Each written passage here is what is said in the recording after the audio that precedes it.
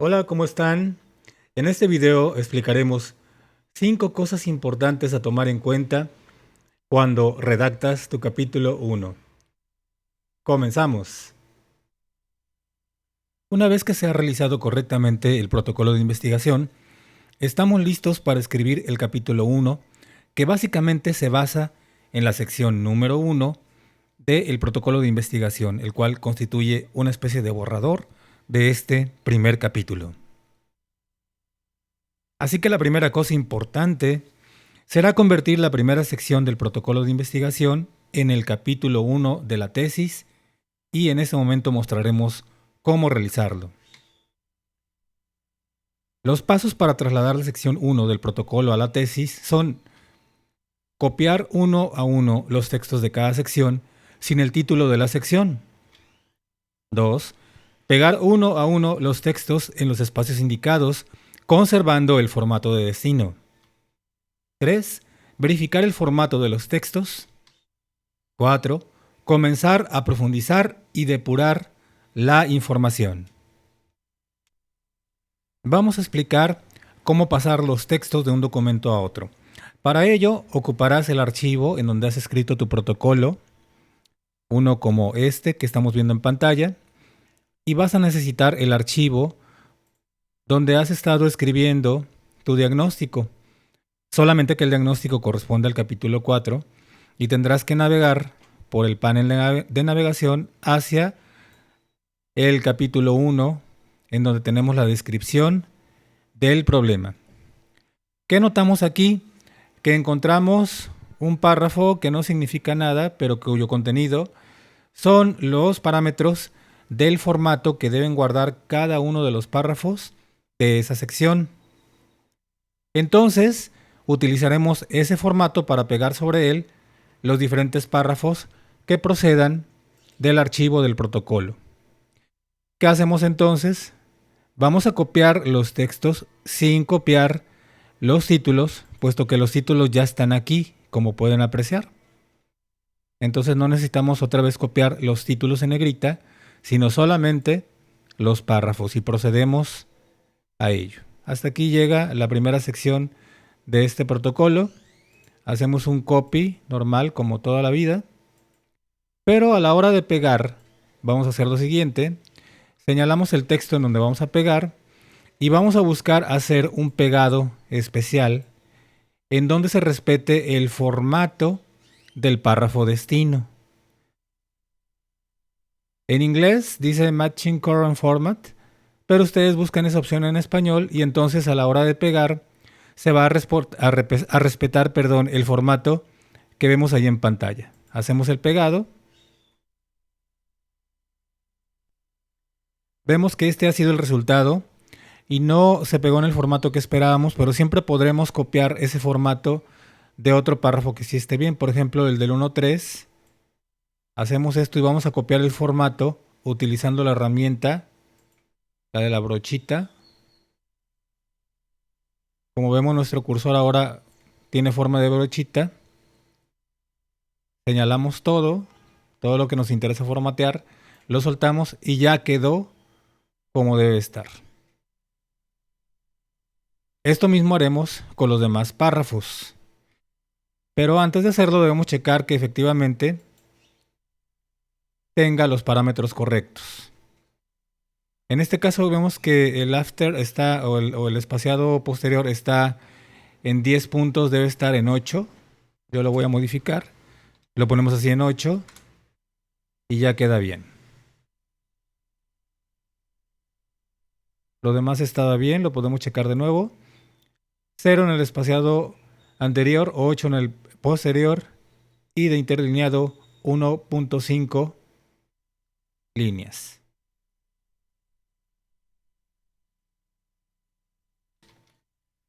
Debo hacer una aclaración que en el copiado y pegado anterior lo pegué erróneamente en la sección 1.2, que era el planteamiento del problema, pero ahorita ya el error fue corregido. El párrafo ya fue pegado correctamente en la descripción del problema, en la sección 1.1, y ya hice el copiado y pegado de las otras secciones que podemos apreciar aquí. El último copiado y pegado fue el de los objetivos específicos, que todavía los tengo inclusive aquí señalados. Vamos a hacer notar cómo estas viñetas están alineadas hacia la izquierda, no tienen ninguna sangría, cómo los textos están perfectamente alineados y justificados, cómo se cumple con los márgenes, tanto izquierdo de 3 centímetros como con el derecho de 2 centímetros, y por supuesto con la parte inferior y superior de la página. Asimismo, en los párrafos tenemos como espaciado posterior 8 puntos, como espaciado anterior 0 puntos y entrelineado de 1.5 líneas.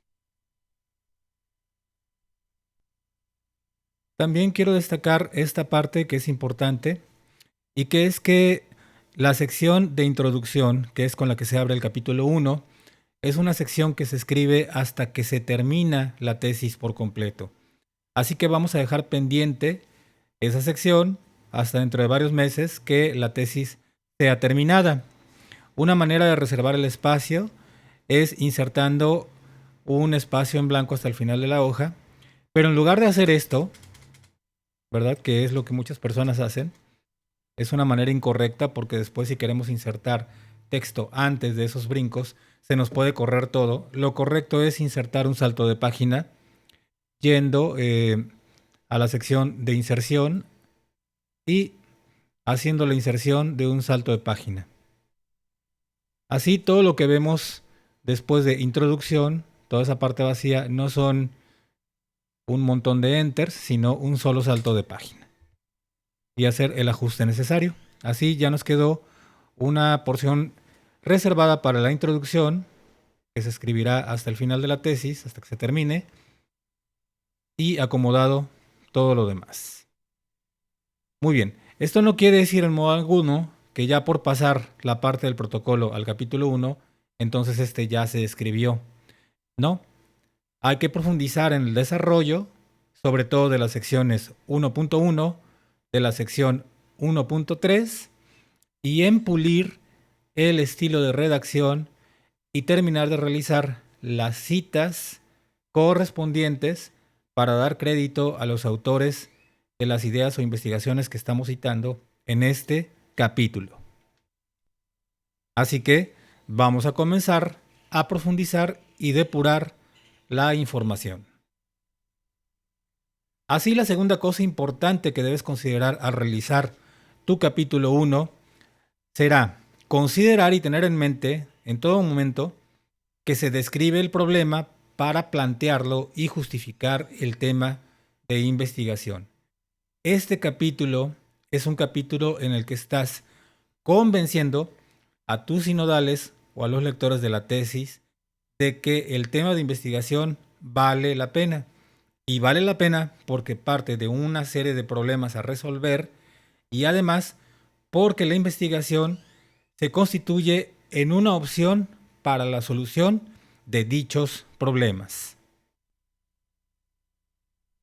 Así pues, nos conviene recordar las siguientes consideraciones. El tema de investigación es elegido por el investigador y debe manifestar abiertamente que su selección constituye un verdadero interés no solamente para él, sino también para la colectividad. El tema de estudio debe reunir hasta donde sea posible las siguientes características. Debe poseer una verdadera y amplia proyección social, ser temas novedosos o poco atendidos en educación, el diseño de estrategias para la solución o mejoramiento de la práctica educativa, y esto conducir a su vez al desarrollo de nuevos conocimientos sobre la práctica educativa. ¿La práctica educativa de quién? Pues la propia, es decir, de quien investiga, pero también de otras personas o colegas o profesores que tengan acceso a los conocimientos que se puedan producir gracias a tu investigación.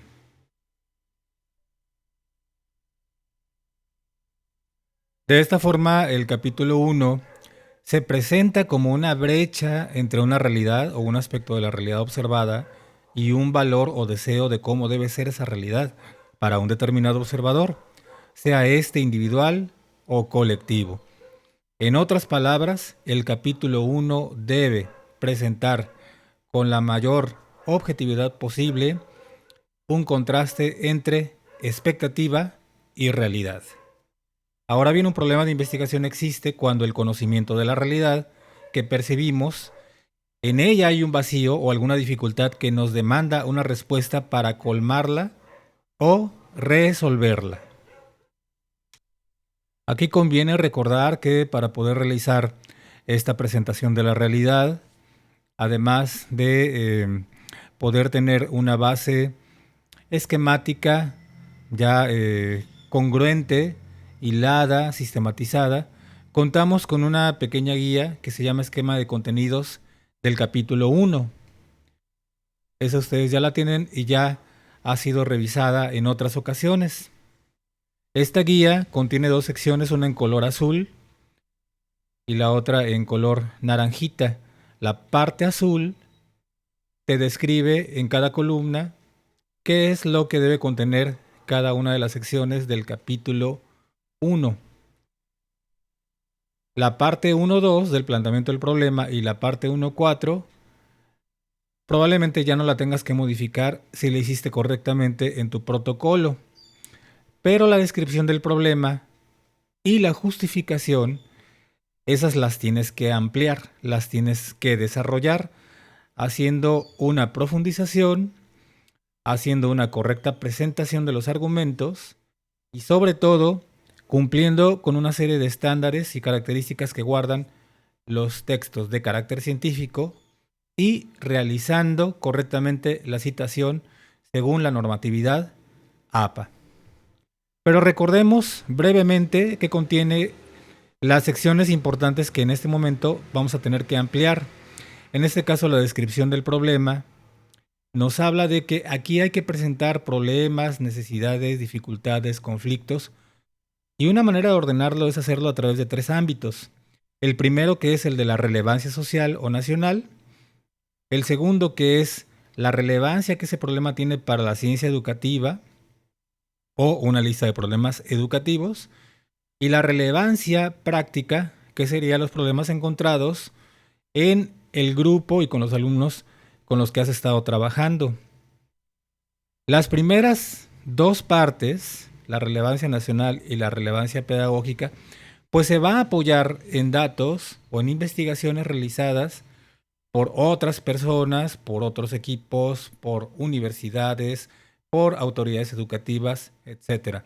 Constituyen un antecedente, un tipo de evidencia que se ha ido construyendo a lo mejor en los últimos años y que nos dan motivo para hablar de que existe un problema en la sociedad y en el campo pedagógico. Pero en el tercer ámbito, que es el de la práctica concreta, esos datos van a salir de tu diagnóstico, el cual se encuentra en el capítulo 4.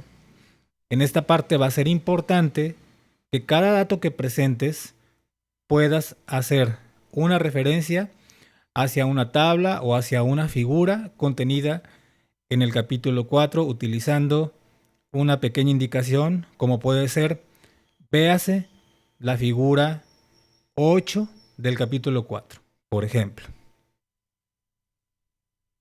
Abajo cuentas con un ejemplo desarrollado, pero está desarrollado sintéticamente.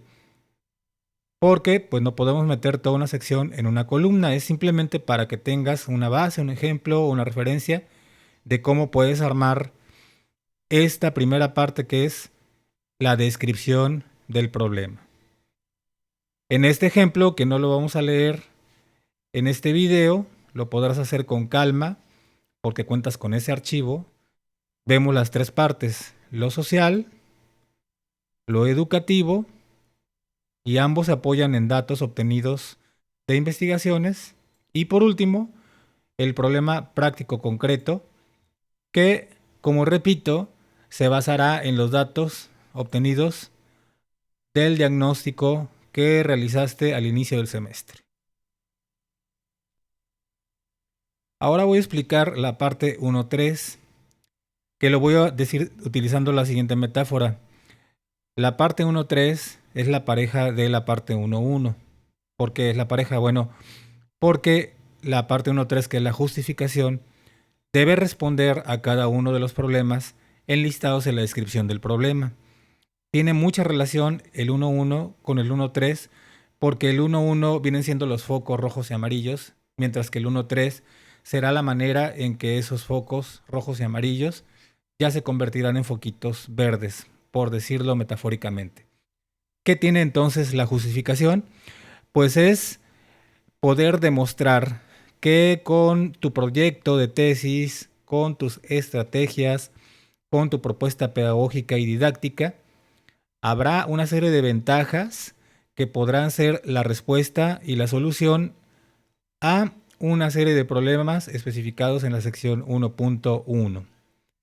Así entonces se describen ventajas, beneficios, conveniencia para la sociedad de nuestra época, para el campo educativo pedagógico, para la institución en donde estás trabajando, para los estudiantes que atiendes, inclusive para otros profesores.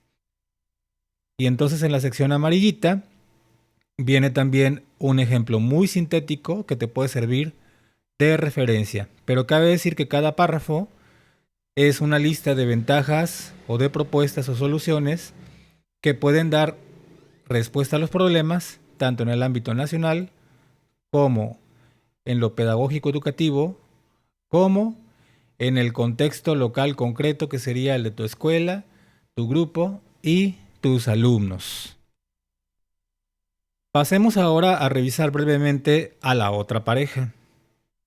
¿Y cuál es la otra pareja? Sería el planteamiento del problema y los objetivos, que de alguna manera ya los tienes hechos. Pero para que puedas hacer una correcta elaboración del planteamiento del problema y sobre todo del objetivo general, o sea, sección 1.2 y sección 1.4, vamos a revisar las similitudes que hay entre la pregunta de investigación, que es esta que acabo de iluminar, y el objetivo general. ¿En qué se parecen ambas? En que ambas contienen 3 elementos fundamentales. La variable independiente, que en este caso son las estrategias didácticas, los encontramos aquí en la pregunta de investigación y los encontramos también aquí en el objetivo general. Segundo elemento, la variable dependiente, que en este caso son conocimientos, actitudes y hábitos alimenticios saludables, está en la pregunta de investigación y también está en el objetivo general. Ahí la tenemos repetida. Y el tercer elemento, que es la delimitación. En este caso, la delimitación de la población o el grupo con el que vamos a trabajar, niños de tercero del grupo A. La delimitación espacial, que responde a la pregunta ¿dónde? Que es la escuela Miguel Hidalgo turno matutino.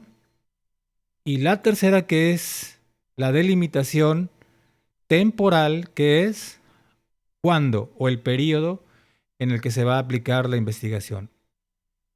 Este tercer elemento de la delimitación de sujetos, delimitación espacial y delimitación temporal se encuentra también en el objetivo general.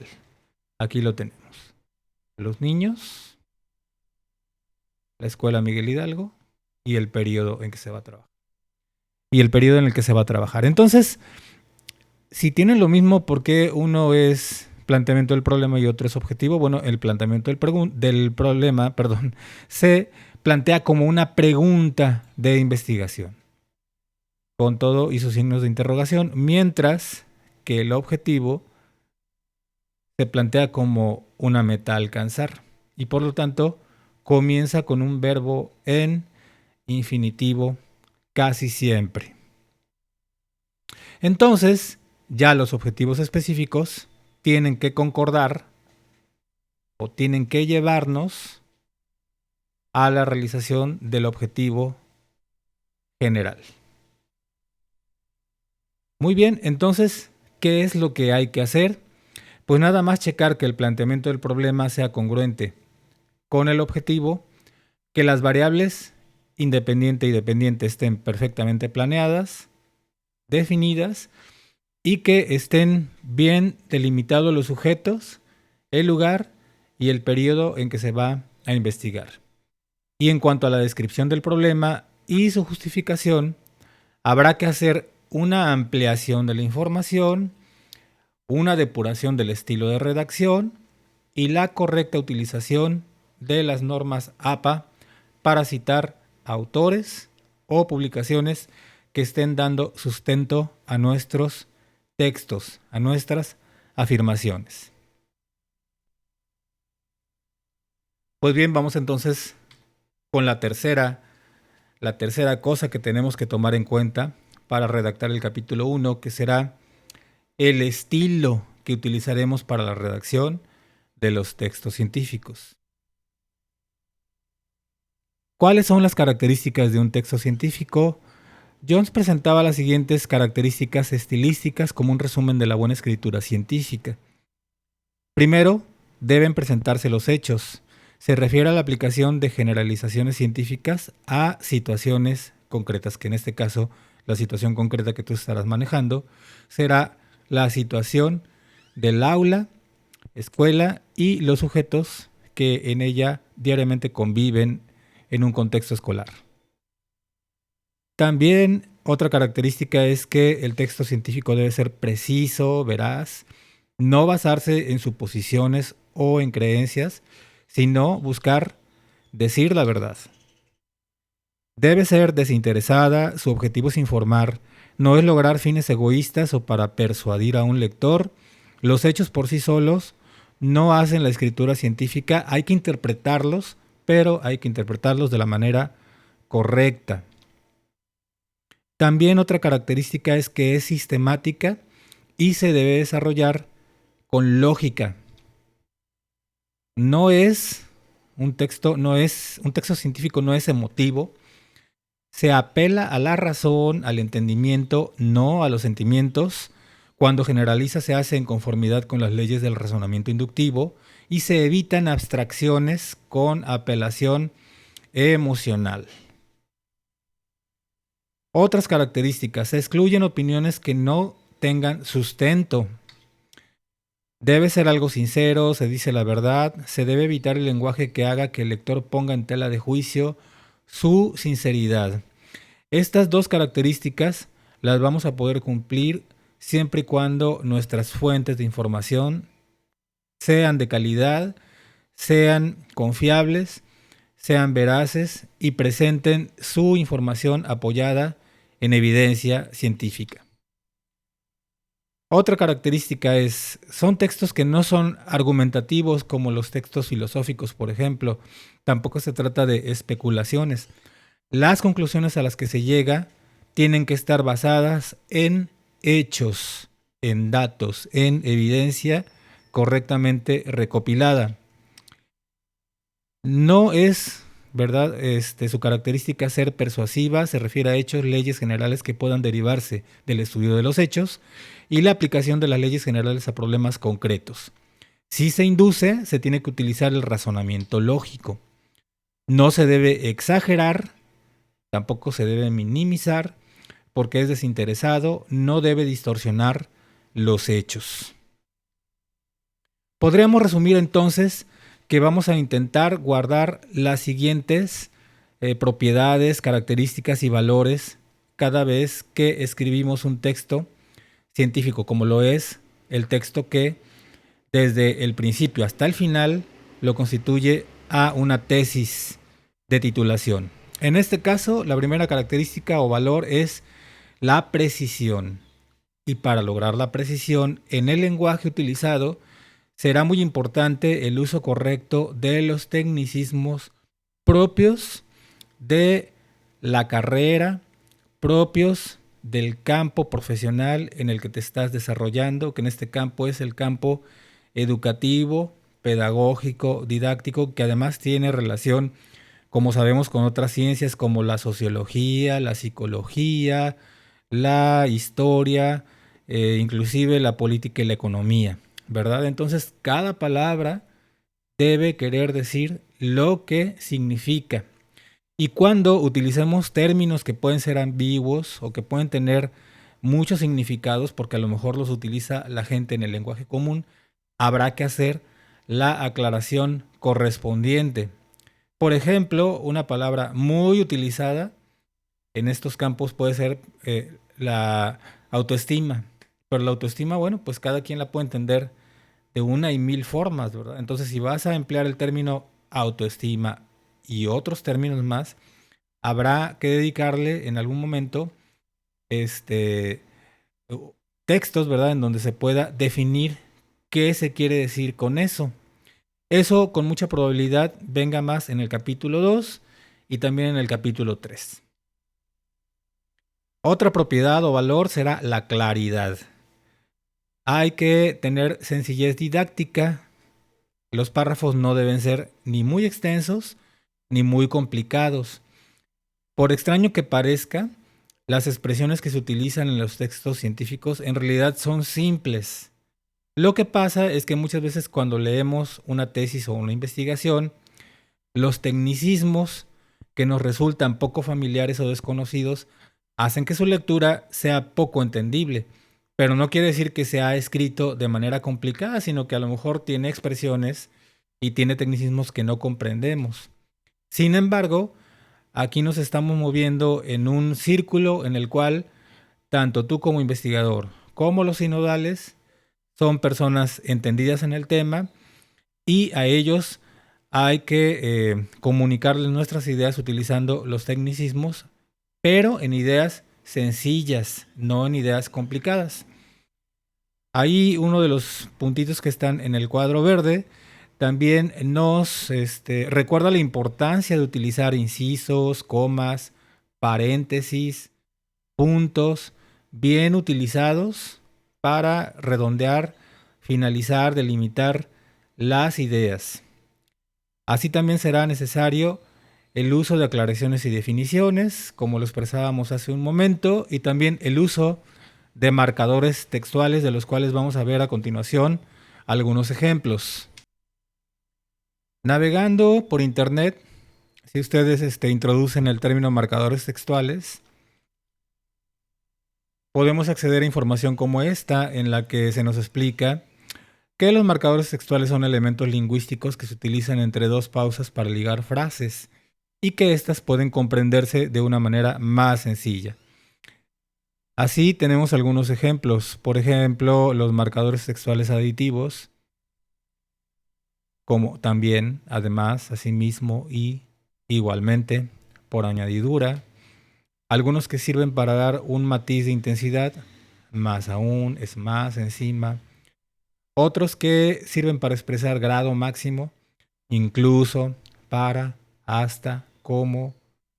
Algunos marcadores textuales causativos, puesto que, porque, pues, o consecutivos como por esta razón, por lo tanto, entonces, resulta que, por tanto, por consiguiente. Y bueno, por ejemplo, esta página te puede servir como referencia si en algún momento te detienes porque no sabes qué marcador textual puede venir bien, pues te metes a la página y seguro encuentras uno. Además, así vamos a evitar el uso excesivo de una expresión, ¿verdad?, que aparece demasiado, que es la de por lo tanto, por lo tanto, por lo tanto, por lo tanto, por lo tanto, por todos lados, ¿verdad? Entonces, podemos tener aquí la oportunidad de variar nuestros marcadores textuales y además utilizarlos de manera correcta. Bien, otra de las características o valores que deben guardar los textos de carácter científico es la objetividad. Para lograr la objetividad, se debe redactar de manera que se diluya la importancia del sujeto que investiga. Y en cambio, utilizar expresiones impersonales, pasivas reflejas, predilección por la tercera persona. Ahorita vamos a ver un pequeño ejemplo de cómo cumplir con esa objetividad. Y tenemos aquí la siguiente afirmación, que dice así: en este grupo te impresiona ver que algunos niños le echan muchas ganas. Ok, ese tipo de expresión que puede ser muy buena en el lenguaje cotidiano, por ejemplo, una maestra comentándole a otra maestra o una maestra comentándole a un papá, ¿verdad? Pues ahí puede estar bien en el lenguaje cotidiano, pero en un texto científico es incorrecta porque no cumple ni con la objetividad ni con la precisión. ¿En dónde estaría el error de carencia de objetividad? Porque aquí, por ejemplo, está utilizando una expresión escrita en primera persona. En este grupo te impresiona, ¿verdad? Y es muy subjetivo. Y además, el texto carece de precisión, porque ¿qué es esto de le echan muchas ganas? ¿Cómo puedo comprobar, medir, verificar, mostrar como evidencia que un niño le echa muchas ganas? Es impreciso y además sería subjetivo porque depende quién observe a los niños. Mientras un maestro puede decir que le echan muchas ganas, otro maestro diferente puede decir, pues a mí no me parece que le echen muchas ganas. Y entramos en discusiones que no se pueden resolver. Entonces, para resolver o para corregir esta expresión manteniendo la misma idea, porque a lo mejor lo que esta persona escribió aquí, lo que quiere destacar es pues el rendimiento, la motivación, eh, la producción de los niños, ¿verdad? Vamos a presentar una frase alternativa,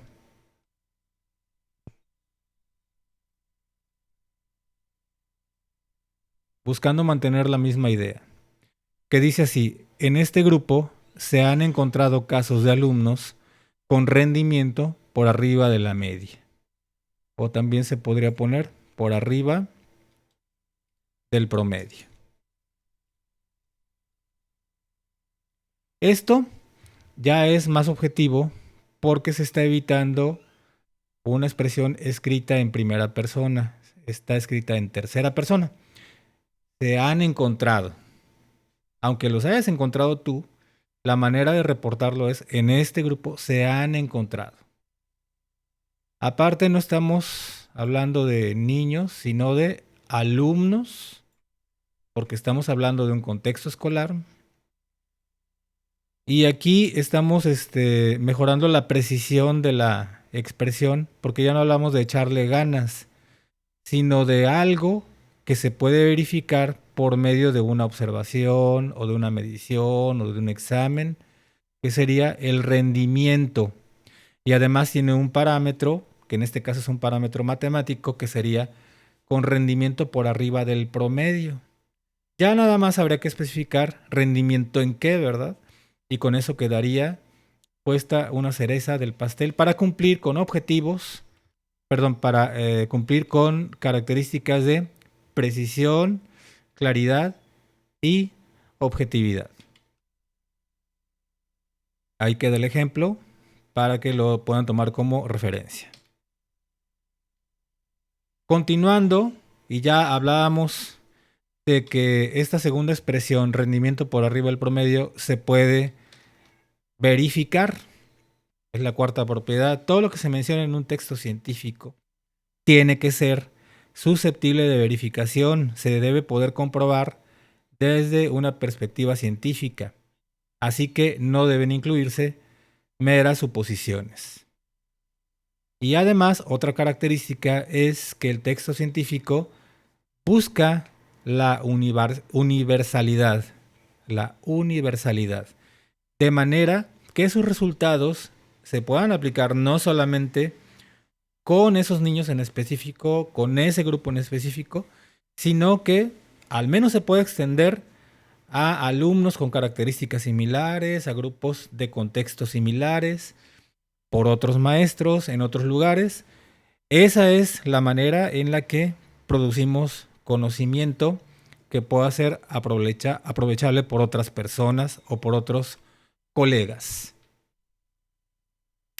Bien, vamos ahora a una parte a la que no debemos tenerle miedo, si entendemos cuál es el propósito y algunas reglas básicas para realizar las citas de acuerdo a la normatividad APA, porque esta va a tener como beneficio el reconocimiento de la autoría de ideas y conceptos y así evitar el plagio, como se muestra a continuación.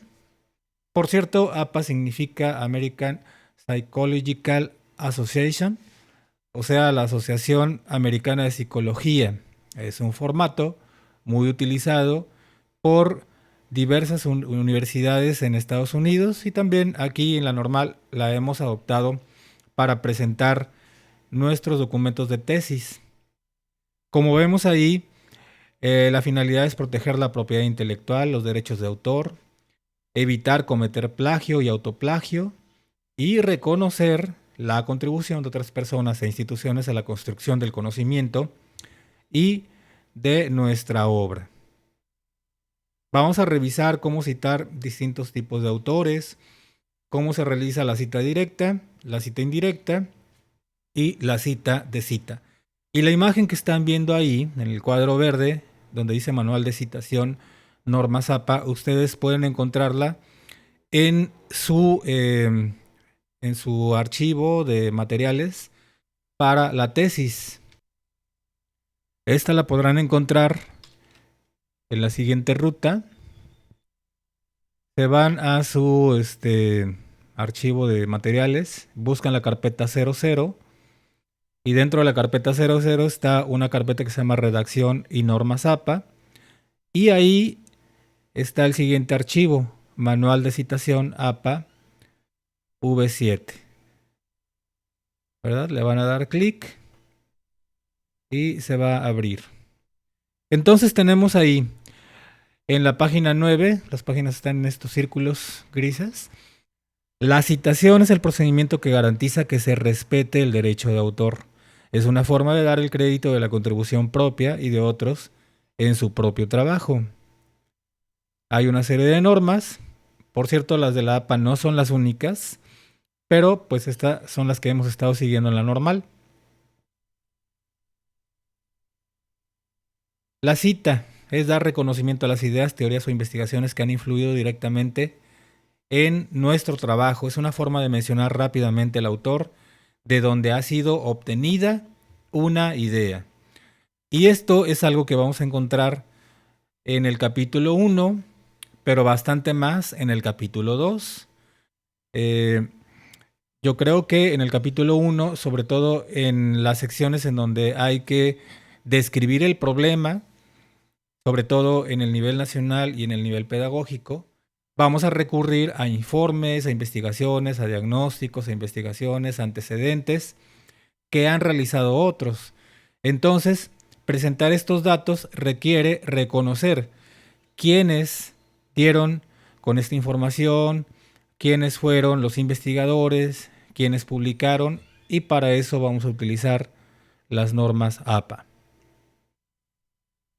Ahora, hay formas distintas de citar. Las básicas son la cita directa y la cita indirecta. La primera es aquella que contiene al pie de la letra un texto encontrado en un trabajo propio, anterior o de otro autor. En otras palabras, es cuando hacemos una transcripción, ¿verdad? Solo que ahora con los recursos digitales, pues ya no transcribimos los textos a mano, sino que hacemos un copy y un paste, como se le conoce popularmente. Y lo malo no es hacer el copy-paste, sino hacerlo y no realizar la cita. Hace que no reconozcamos al autor de la idea y la presentemos como si fuera propia. Ese es el problema de no utilizar las normas APA.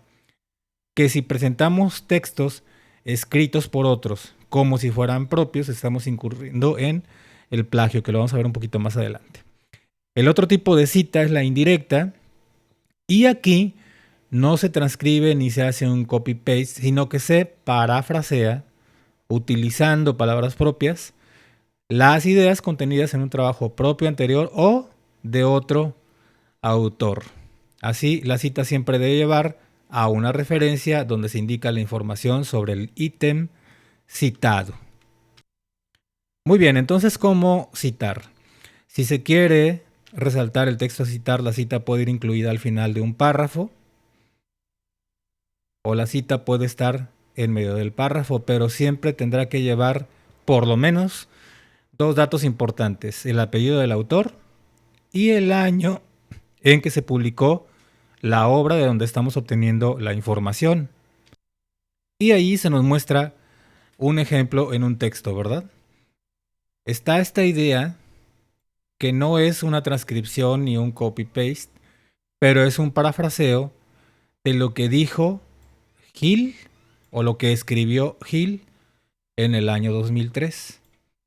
Y esta idea es una reconstrucción de su idea hecha por la persona que hace la cita.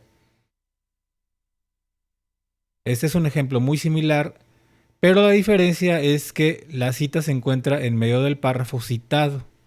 Y nuevamente encontramos que este párrafo no es una copia textual, no es una cita directa, sino que es una cita indirecta porque se está parafraseando la idea de Hill. Van a encontrar también una sección en la que se explica cómo citar diversos tipos de autores, cuando es uno solo o varios, o cuando es un autor corporativo. En este caso, para nosotros los autores corporativos pueden ser universidades, instituciones educativas, dependencias del gobierno, la SEP, etcétera, etcétera. Habrá ocasiones en que las fuentes sean muy buenas, pero no sepamos quién es el autor, y hay maneras de citar a los autores desconocidos también.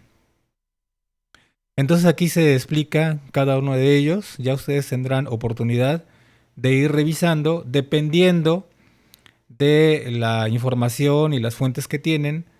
Será el caso a utilizar, si es uno solo, si es un autor o varios, si es un autor corporativo o si tienen información en la cual los autores no se conoce quiénes son.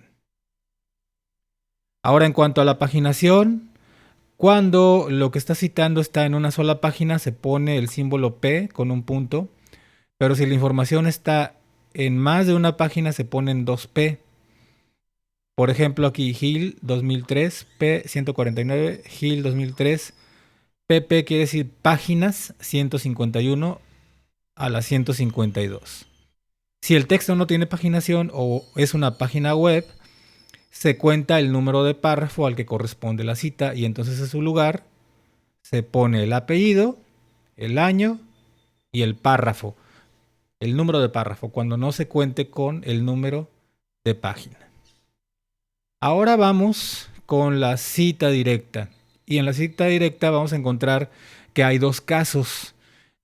Cita directa corta, o sea, menos de 40 palabras, o bien, para nosotros en nuestras tesis, menos de 5 líneas. Cuando las citas rebasan las 40 palabras o se compone de 5 líneas o más, estamos ante una cita directa larga. Las citas directas cortas van entrecomilladas, mientras que las citas directas largas no van entrecomilladas, pero entonces llevan una sangría.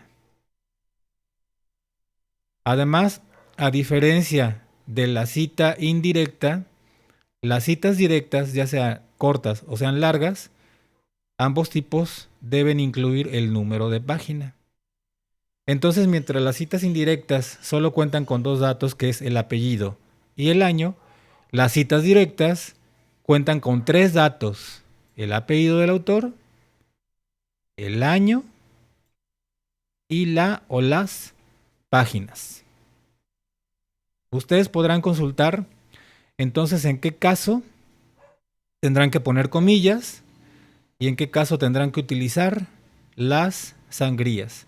Repito, las comillas son cuando los párrafos no rebasan las 40 palabras o no rebasan las 4 líneas. Y las sangrías se utilizan cuando estos párrafos rebasan las 40 palabras o las 4 líneas. Y en ambos casos llevan los tres datos mencionados.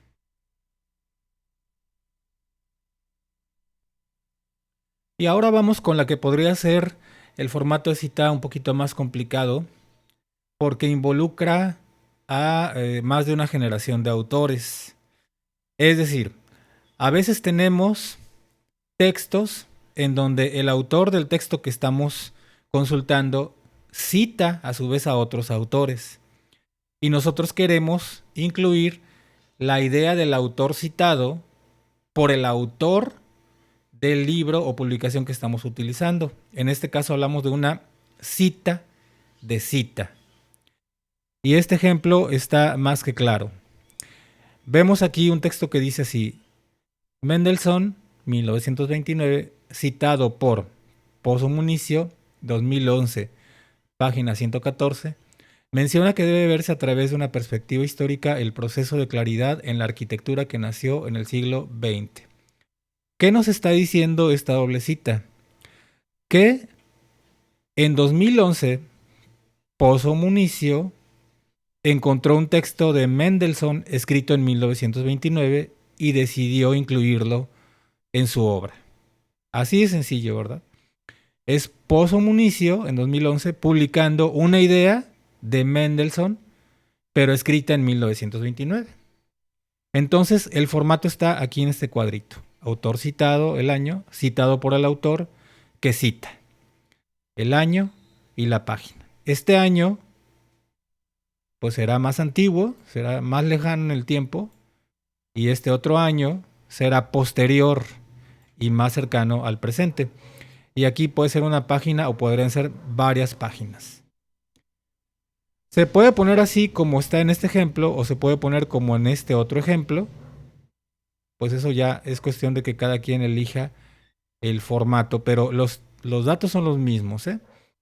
Es el autor original con el año original y el autor que cita al otro en el año posterior, y este es el que debe de tener la página donde lo encontraste. Ahora vamos a ver un ejemplo de lo que no se debe hacer y un ejemplo de lo que sí se debe hacer. Bien, supongamos ahora que yo estoy investigando sobre la relación entre el aprendizaje cooperativo y la consecución de aulas inclusivas. Entonces me encuentro este documento que tiene obviamente un autor, que lo estoy resaltando aquí, Pujolas. Y en el interior del texto encuentro a Piaget. Y entonces yo digo, pues mira, qué bien. Encontré un texto de Piaget. Piaget va a formar parte de mi justificación o de mi marco teórico. Y me gusta esta idea. Esta que estoy señalando aquí, ¿verdad? En la que se habla que la relación entre iguales puede ser igual de importante que la relación entre desiguales en el proceso de aprendizaje. Bueno, y yo me la voy a llevar a mi tesis, ¿ok? La copio y la pego aquí, ¿verdad? Tal y como estaba allá. Entonces, ¿qué hacen muchas personas? Dicen, mira, aquí ya está el año, ya está el autor, ya tengo la cita hecha. Me fui de raya, ¿verdad? Y así la dejo. Bueno, ese es un ejemplo de lo que no se debe hacer. ¿Por qué? Porque estamos dejando fuera a la persona que citó a Piaget, que es este autor, Pujolas. Este que está aquí en moradito.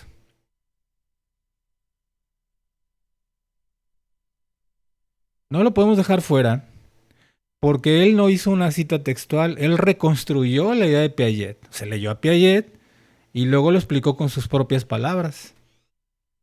Entonces, este texto no es de Piaget en sí, es una idea de Piaget, pero el texto es de Pujolas. Entonces, vamos a hacer lo que sí se debe hacer, que es reconocer la autoría de quien reconstruyó el texto.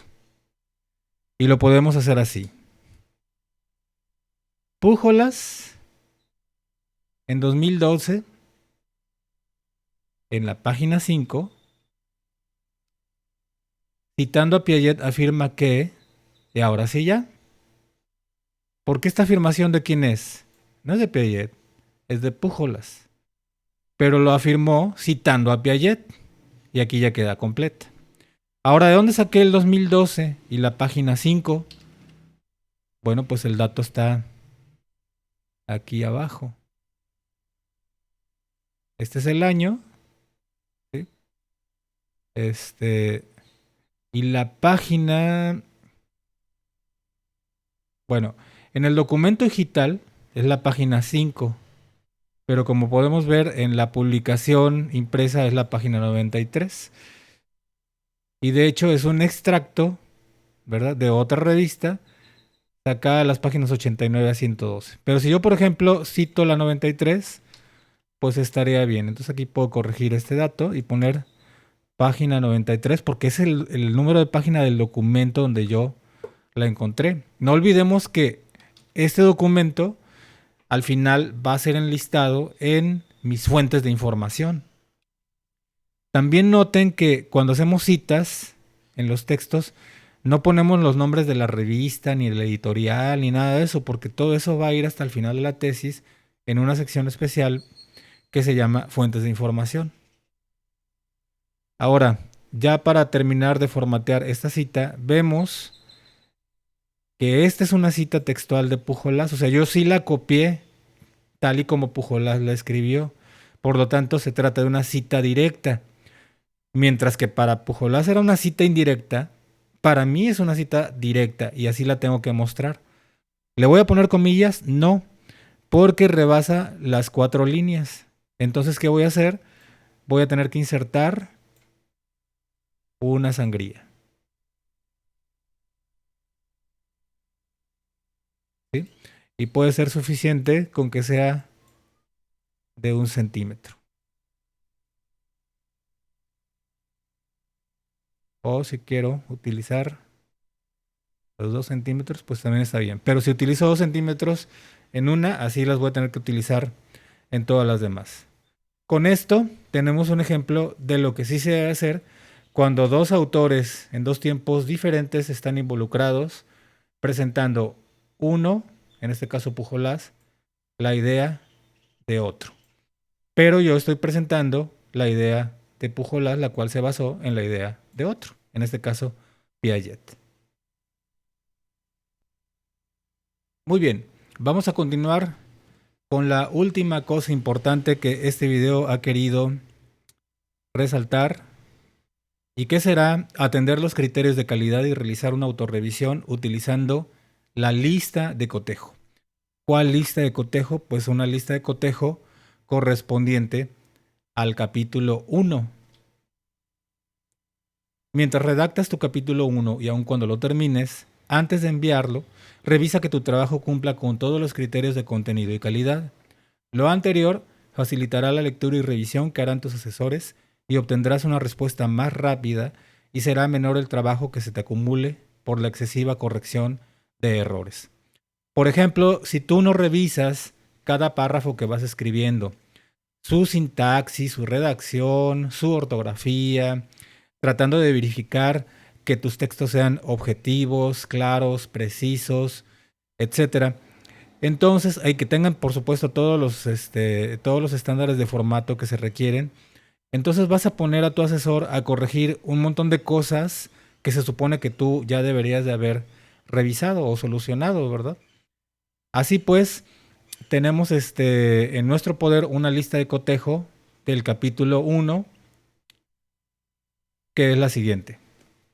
En la primera parte vienen todas las especificaciones del formato, que de hecho en el archivo que ustedes tienen, en donde están trabajando ya la tesis, pues ya viene formateado con estos estándares o estas características. Pero, como pueden ver, en cualquier momento ese formato se puede perder. Siempre van a poder recurrir a cualquier otro párrafo que esté correctamente formateado utilizando la herramienta de la brochita, esta, ¿verdad? La de copiar formato. Y desde ahí podrán rescatar el formato, si se me perdió el formato de un título o de un párrafo o de una lista de viñetas, lo puedo rescatar desde otro párrafo que esté correctamente formateado. En la lista de cotejo viene también la descripción del problema, cómo debe estar presentada, el planteamiento del problema, la justificación, el objetivo general y los objetivos específicos. Ese instrumento no es tanto para asignarles una calificación con puntos, no, sino más bien es un instrumento de autoverificación para ustedes, y para el asesor va a ser un instrumento también de ir checando que se hayan cumplido todos los criterios de calidad. De esa manera nos aseguramos que los trabajos de las tesis de la normal cumplen con el nivel que se requiere para titularse como docente, como maestro de educación primaria. Muy bien. Así pues, realizar bien el capítulo 1 es una buena forma de comenzar una gran tesis. Si tienen dudas, estaremos en contacto en sesiones ya sea de clases presenciales o clases de asesoría online para ir resolviendo las dudas o inquietudes concretas que se vayan presentando. Esto ha sido todo por este video. Por su atención, muchas gracias y nos vemos en la próxima.